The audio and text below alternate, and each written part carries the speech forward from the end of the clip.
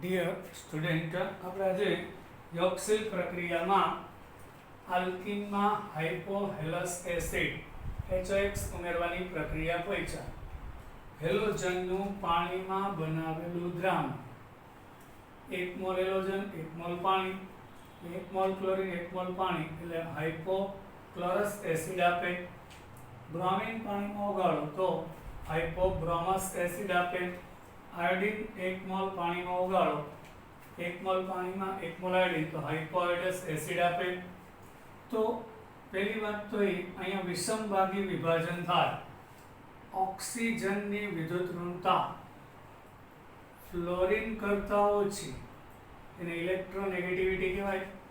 પણ chlorine bromine iodine કરતાં વધારે હોય, ઓક્સિજન સાથે ક્લોરીન હોય તો અહીંયા વિદ્યુત ઋણતાની બદલે આ માઇનસ અને પ્લસ થશે, એટલે OH માઇનસ અને Cl પ્લસ એટલે લખેલું છે.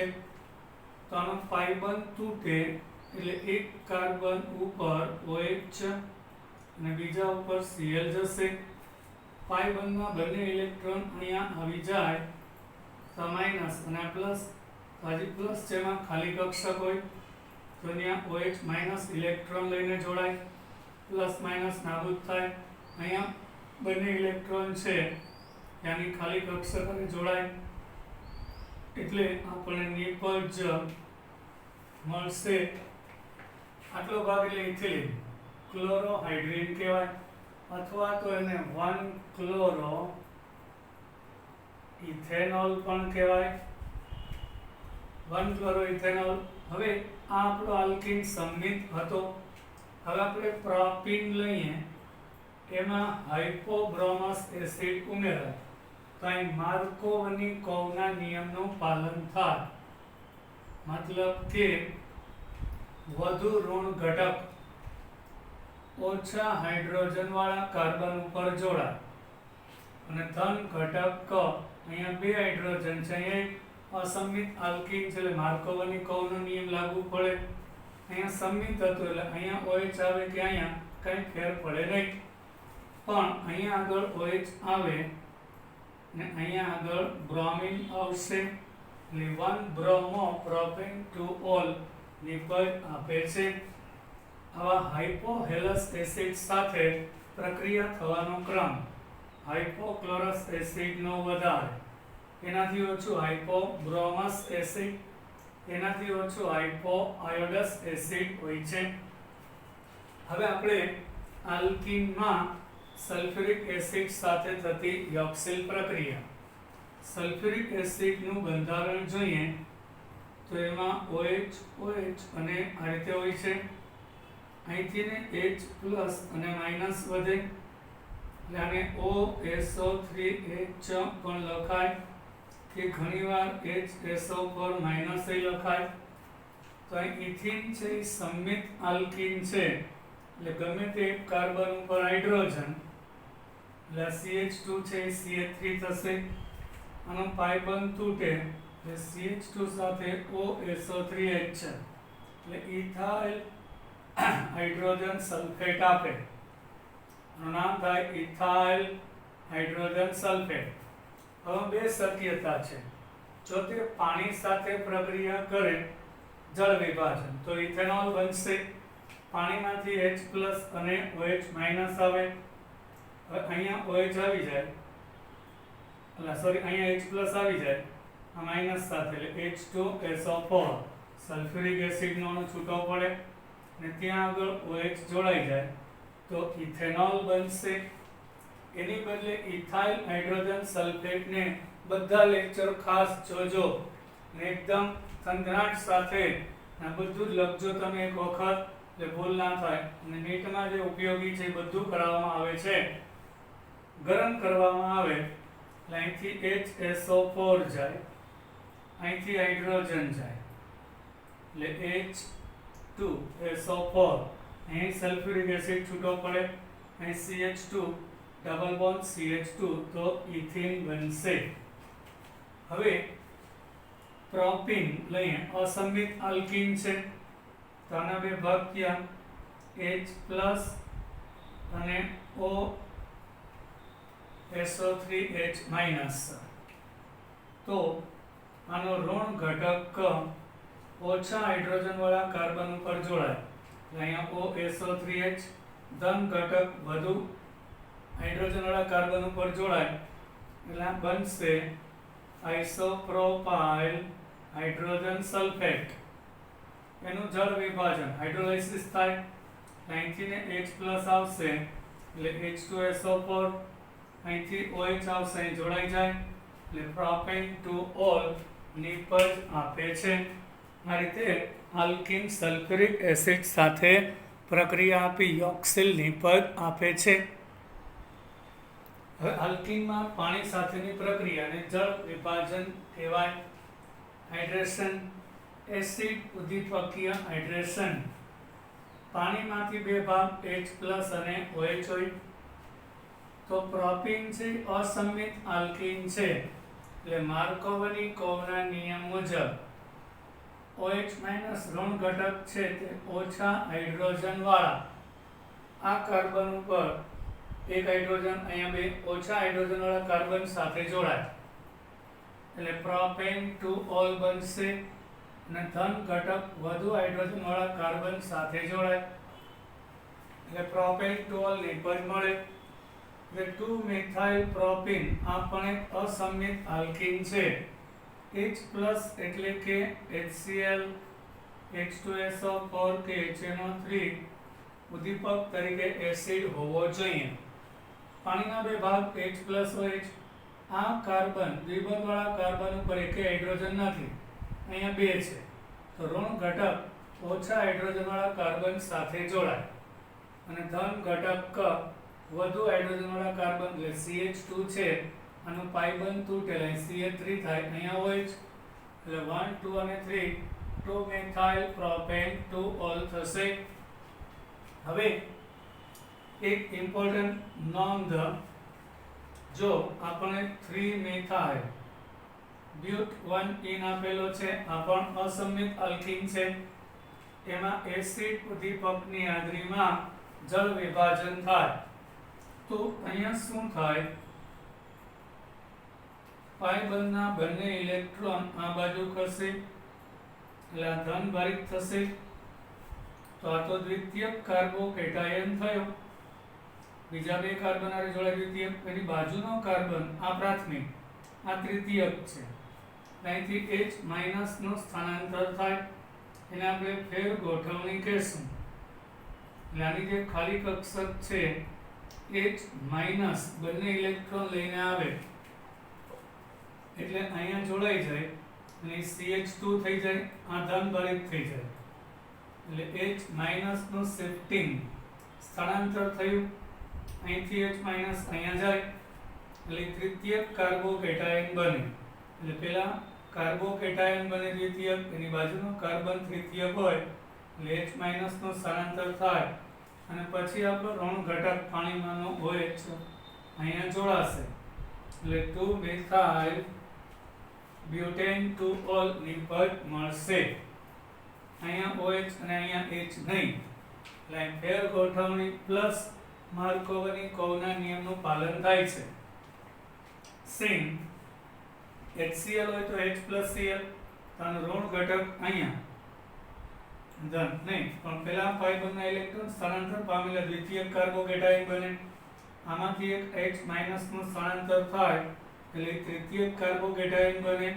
કારણ કે દ્વિતીયક કરતા તૃતીયક કાર્બોકેટાયન જો બાજુમાં હોય અને એની ઉપર હાઇડ્રોજન હોવો જોઈએ તો શિફ્ટિંગ થાય, ન હોય તો ન થાય.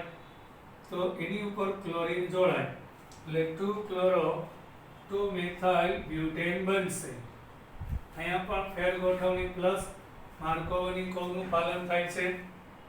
હવે એન્ટી માર્કોવની કોવ પ્રતિ HBr સાથે જ થાય તો આનું વધુ ઋણ ઘટક ઓછા હાઇડ્રોજન વાળા અહીંયા શિફ્ટિંગ નહીં થાય, બરાબર. અહીંયા મુક્ત મૂલક ક્રિયાવિધિ વડે પ્રક્રિયા થાય એટલે કે આ દ્વિબંધમાં ઋણ ભારિત વધુ વિદ્યુત ઋણવાળો ભાગ અહીંયા આવશે અને અહીંયા H છે. તો આ ફેર ગોઠવણી નહીં, માત્ર પ્રતિ માર્કોવની કોવના નિયમનું પાલન થાય એટલે 1 બ્રોમો 3 મિથાઇલ બ્યુટેન નિપજ આપે છે. આ ટાઈપના એમસીક્યુ પૂછાય છે. આપણે આલ્કીનની દહન પ્રક્રિયા પરીક્ષા. આલ્કીનનું સંપૂર્ણ પૂરતા પ્રમાણમાં ઓક્સિજનમાં દહન થાય તો એ કાર્બન ડાયોક્સાઇડ અને પાણી આપે છે. તો આલ્કીનનું સામાન્ય સૂત્ર CnH2n છે. એમાં 3/2 n 3n/2 મોલ ઓક્સિજન વપરાય તો n મોલ કાર્બન ડાયોક્સાઇડ અને n મોલ પાણી આપે. હવે n બરાબર 2 લઈએ એટલે C2H4 થશે અને અહીંયા n બરાબર 2 લઈએ એટલે 3 n બરાબર 2 3 2 6 ભાગ્યા 2 એટલે 3O2. અહીંયા n બરાબર 2 એટલે 2CO2 અને 2 મોલ પાણી આપે. હવે ક્વેશ્ચન છે 30 ગ્રામ ઇથિન ના દહન થવા માટે, સંપૂર્ણ દહન થવા માટે કેટલા મોલ ઓક્સિજનની જરૂર પડે તેમજ તેના ગ્રામ કેટલા વપરાશે. તો ઇથિન પ્લસ 3O2 સમીકરણ સંતુલન છે. કાર્બન 2 કાર્બન 2 જોવાનું, હાઇડ્રોજન 4 હાઇડ્રોજન 4 તો જ સાચો જવાબ આવે. ઓક્સિજન 2 અને 4 2 4 ને 2 6 એટલે 3O2 થાય. એટલે 1 મોલ ઇથિન વપરાય ત્યારે 3 મોલ ઓક્સિજનની આવશ્યકતા હોય છે. હવે ઇથિનનો અણુભાર 2 કાર્બન અને 4 હાઇડ્રોજન. કાર્બનનો પરમાણુ ભાર 12 અને 24 વત્તા 4 એટલે કે 24 ને 4 28 થશે, 28 ગ્રામ થાય. તો અહીં આપણે 28 ગ્રામે કેટલા 3 મોલ વપરાય. એક ઓક્સિજનનું વજન 1 મોલનું 32 થાય તો 32 કરીને 96 તો 30 ગ્રામે કેટલા. તો આ ત્રિરાશિ થશે 30 ગુણ્યા 96 એટલે પહેલી વાત તો એ આના કેટલા મોલની જરૂર પડે. પહેલા આપણે મોલમાં કન્વર્ટ કરીશું, પછી આપણે આગળ એટલે પહેલા આપણે ગ્રામમાં ગણતરી કરી લઈએ. 30 ગુણ્યા 96 આના બરાબર 96 ગ્રામ થશે, 96 ગ્રામ. કઈ કેટલા એટલે 30 ગુણ્યા 96 ભાગ્યા 28 થાય. એટલે 30 ગુણ્યા 96 ભાગ્યા 28 કરતા અહીંયા આપણે ગણતરી કરી બરાબર ટાઈમ ના બગડે 28 ગ્રામ એટલે 12 દૂ 24 ને 4 28 1 મોલનું વજન 28 ગ્રામ થાય. 3 મોલ 1 મોલ ઓક્સિજન 32 તો 32 તેરી 96 આ 28 ગ્રામ વપરાય ત્યારે 96 ગ્રામ ઓક્સિજનની જરૂર પડે. પણ 30 ગ્રામે કેટલા 30 ગુણ્યા 96 ભાગ્યા 28 એટલે 102.85 ગ્રામ ઓક્સિજન થાય. હવે મોલ પણ ગોતવા છે તો 1 મોલ ઇથિન વપરાય ત્યારે 3 મોલ ઓક્સિજન વપરાશે. તો અહીંયા 30 ગ્રામના મોલ કરીએ એટલે ઇથિનના મોલ એટલે વજનના છેદમાં અણુભાર 28 ભાગ્યા 30 એટલે 0.93 મોલ આવે. તો 1 મોલે એટલે કે 1 મોલે 3 મોલ થશે. તો એક્ચ્યુઅલી અહીં કેટલા આપેલા છે 28 ગ્રામ એટલે 30 ગ્રામ એ કેટલા થાય તો 28 ના છેદમાં 30. હવે તમે જોઈ શકો છો આપણે મોલમાં કન્વર્ટ કરવા માટે વજનના છેદમાં અણુભાર આવે. અણુભાર 28 ગ્રામ છે, વજન 30 ભાગ્યા 28 28 ના છેદમાં 30 ને વજન 30 ગ્રામ અણુભાર 1.071 મોલ આપેલું છે. હવે 1 મોલે 3 મોલ યુઝ થાય તો 1.071 મોલે કેટલા એટલે 1.071 ગુણ્યા 3 ભાગ્યા 3.214 મોલ ઓક્સિજનની જરૂર પડે. પછીનો પ્રશ્ન 60 મિલી લિટર ઇથિનના દહન માટે કેટલા મિલી ઓક્સિજનની જરૂર પડે? અહીંયા ધોરણ 11 સંયોજકતા કદનો નિયમનો ઉપયોગ કરશું અને કેટલા મિલી CO2 મળે. પણ જ્યારે પદાર્થ વાયુ હોય ત્યારે ઇથિન વાયુ છે, ઓક્સિજન વાયુ, કાર્બન ડાયોક્સાઇડ વાયુ છે. તો આપણે આ સંતુલિત સમીકરણ જોયું. ઇથિનમાં 3 મોલ ઓક્સિજન વપરાય, 2 મોલ CO2 ને 2 મોલ પાણી આપે.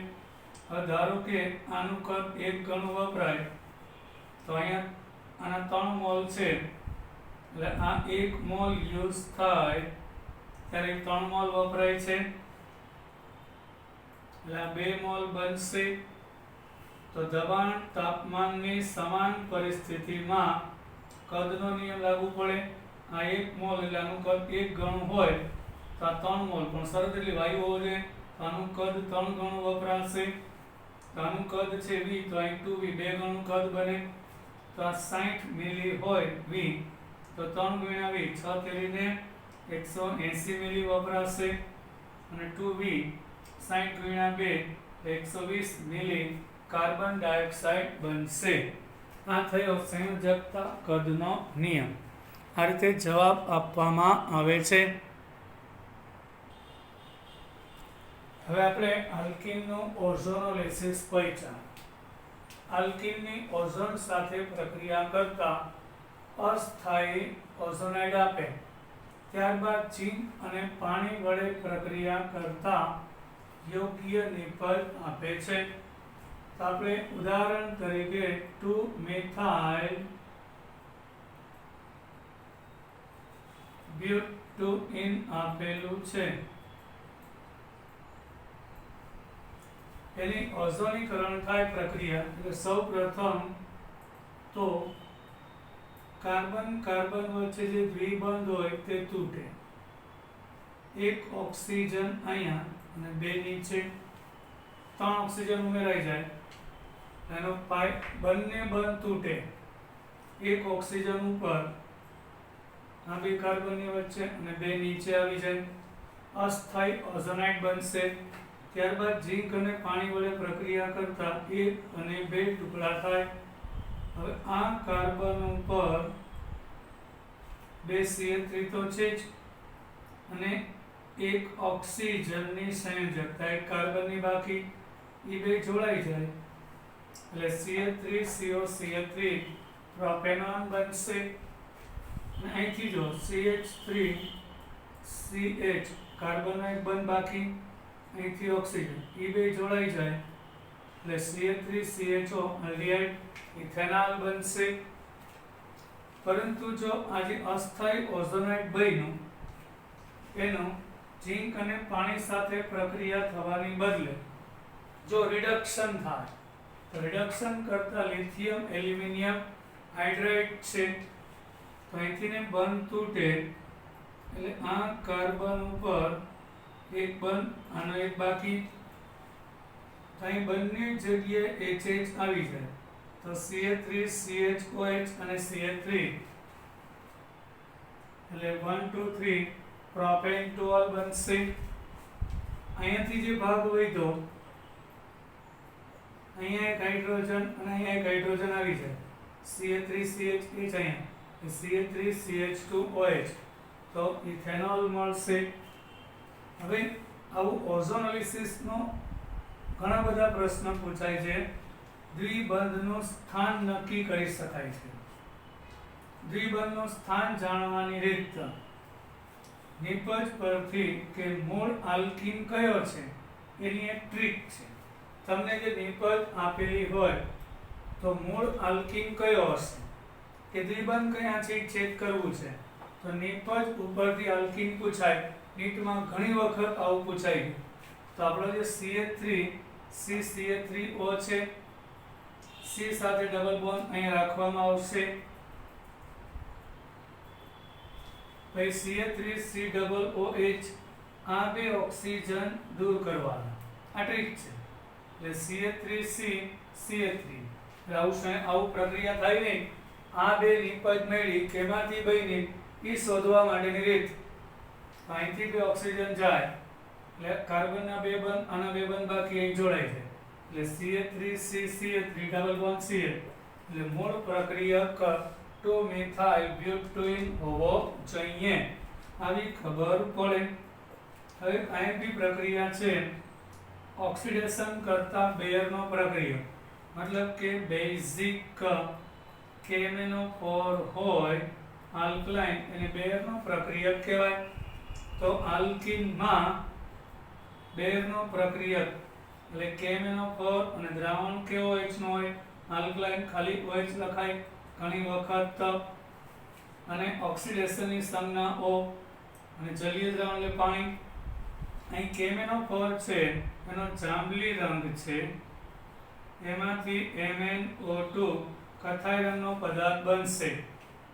હવે પાણીનો એક અણુમાં H+ અને OH, અહીંથી ઓક્સિજન આવે એટલે 2 OH- બનશે, 2 હાઇડ્રોજન 2 ઓક્સિજન.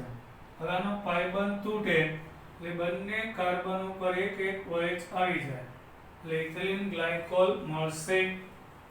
ઇથિલિન ગ્લાયકોલ ની પદ આપે છે. સિસ એટલા માટે મેં લખેલું હતું કે બંને OH એક જ બાજુએથી દાખલ થશે એટલે ઇથિલિન ગ્લાયકોલ ની પદ તરીકે મળે છે.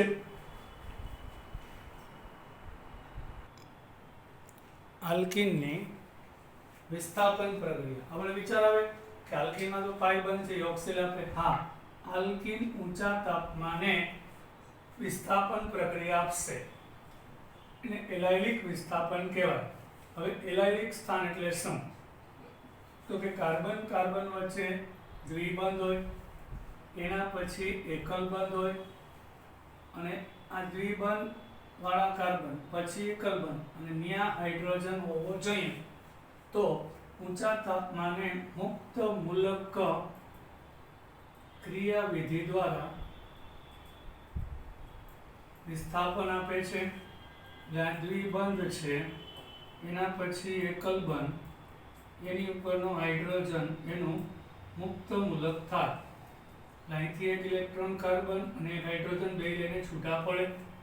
500 સેલ્સિયસ તાપમાને ક્લોરીન ક્લોરીન વચ્ચે મુક્ત મૂલક બને એટલે અહીંયા ક્લોરીન આવી જાય અને આ હાઇડ્રોજન એક ક્લોરીન સાથે HCl સ્વરૂપે છૂટો પડે. અહીંયા એલાયલિક સ્થાન ઉપર ક્લોરીન આવે એટલે વિસ્થાપન થયું, હાઇડ્રોજન દૂર થાય, ક્લોરીન આવ્યો, દ્વિબંધને અસર નહીં થાય, મુક્ત મૂલક ક્રિયાવિધિ, દ્વિબંધ નહીં તૂટે એટલે 3-ક્લોરોપ્રોપેન બનશે. હવે આપણે પ્રોપીન લઈએ, એની N-બ્રોમોસક્સિનિમાઇડ. આના પ્રશ્ન ઘણીવાર પૂછાઈ ગયા છે આપણા સિલેબસમાં જ છે ને. NBS કહેવાય, N એટલે નાઇટ્રોજન, એની ઉપર બ્રોમિન એટલે N-બ્રોમો, આટલો ભાગ સક્સિનિમાઇડ કહેવાય છે. એટલે નાઇટ્રોજન ઉપર બ્રોમિન જોડાયેલો છે, N-બ્રોમોસક્સિનિમાઇડ, NBS લખેલું હોય. એમાં પણ અહીંયા આ ભાગ છે એલાયલિક છે, અહીંથી એક હાઇડ્રોજન જશે અને ત્યાં બ્રોમિન ઉમેરાશે એટલે 3-બ્રોમોપ્રોપેન બનશે. અહીંથી એક હાઇડ્રોજન દૂર થાય અને ત્યાં બ્રોમિન આવી જાય એટલે 3-બ્રોમોપ્રોપેન. અહીંથી હાઇડ્રોજન અહીંયા જોડાઈ જાય એટલે સક્સિનિમાઇડ બનશે. એટલે NBS વિસ્થાપન માટે ઉપયોગી છે.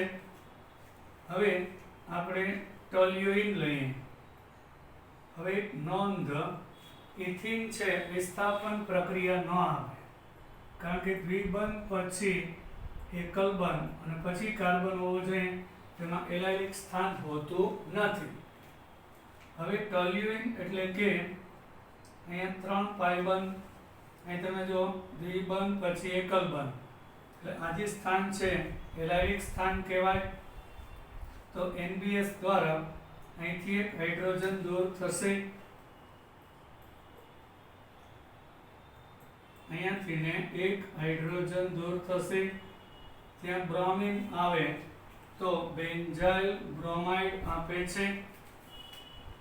હવે આ વાત કરીએ આપણે સાયક્લોહેક્સીન છે. અહીંયા દ્વિબંધ પછી એકલ બંધ અને આ કાર્બન ઉપર આ એલાયલિક સ્થાન છે, તો આ પણ એલાયલિક સ્થાન થશે.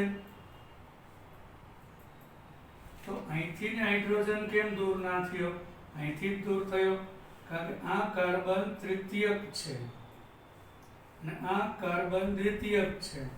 તો દ્વિતીયકમાંથી હાઇડ્રોજન દૂર થાય એના કરતાં તૃતીયક હાઇડ્રોજન સહેલાઈથી દૂર થાય. એન બ્રોમો સક્સિનિમાઇડ, અહીંથી બ્રોમિન હાઇડ્રોજન દૂર થાય અને બ્રોમિન દાખલ થાય. એટલે આપણને આ સંયોજન બનશે 1 2 3, એટલે 3 બ્રોમો 3 મિથાઇલ સાયક્લોહેક્સિન. આપણી નિપજ થઈ. આ સંયોજનનું નામ થાય 3 મિથાઇલ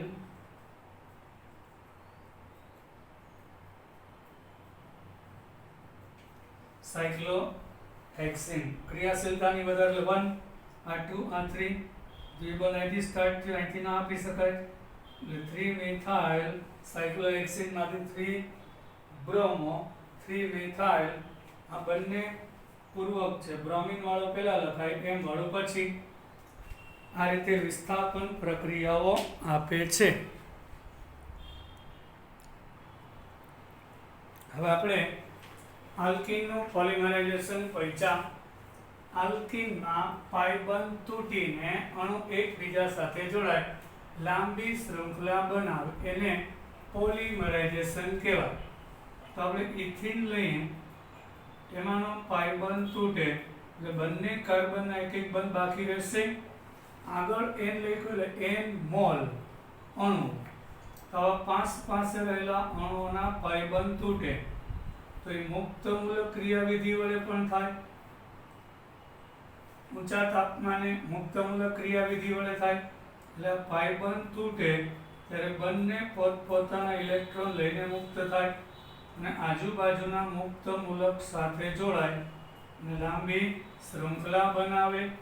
અને અહીં CH2 વાળો ભાગ પુનરાવર્તિત થાય. એટલે આ ભાગ ખરેખર લાંબી શૃંખલા હોય, અહીંયા n વડે બાંધી દીધું, n વખત પુનરાવર્તિત થાય.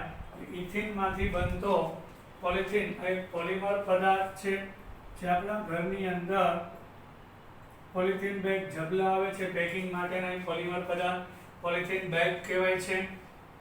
હવે જો ઉદ્દીપકનો ઉપયોગ થાય તો એ એનાયનિક કે કેટાયનિક પ્રક્રિયા આપે. આ ઝિગલર નાટા છે, ટ્રાય આલ્કાઇલ એલ્યુમિનિયમ અને ટિટેનિયમ ક્લોરાઇડનું મિશ્રણ. એ ઝિગલર નાટા ઉદ્દીપક છે.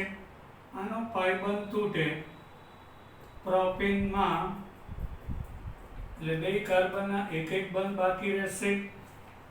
હવે બાજુમાં બીજો અણુ આવે, CH3 શાખામાં ચાલ્યો જાય અને આવી લાંબી વિરાટ શૃંખલા બનાવે કે જેમાં આ ભાગનું વારંવાર પુનરાવર્તન થાય. એટલે પ્રોપીનમાંથી બનતો પોલિમર પોલીપ્રોપીન કહેવાય. પોલી એટલે ઘણા બધા અસંખ્ય પ્રોપીન નાનો જોડાય એટલે પોલીપ્રોપીન કહેવાય. આ થયું પોલિમરાઇઝેશન. આલ્કીન પોલિમરાઇઝેશન પ્રક્રિયા આપે છે.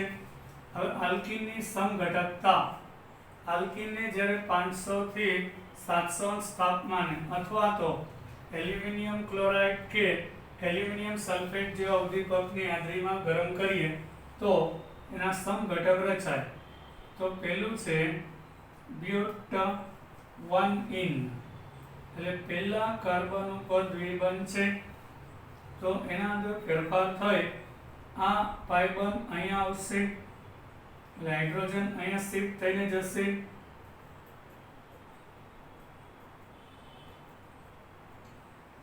આ પાઇ બંધ અહીંયા આવે એટલે હાઇડ્રોજન અહીંયા શિફ્ટ થઈને જશે. તો એમાંથી બ્યુટ-2-ઇન બનશે. તો બ્યુટ-2-ઇન એ બ્યુટ-1-ઇન નો સમઘટક થયો, સ્થાન સમઘટક મળ્યો. પછી શૃંખલા પાછું શું થયું? આ પાઇ બંધ અહીંયા ગયો એટલે હાઇડ્રોજન અહીંયા ચાલ્યો ગયો એટલે બ્યુટ-2-ઇન આપે છે. હવે ધારો કે આની અંદર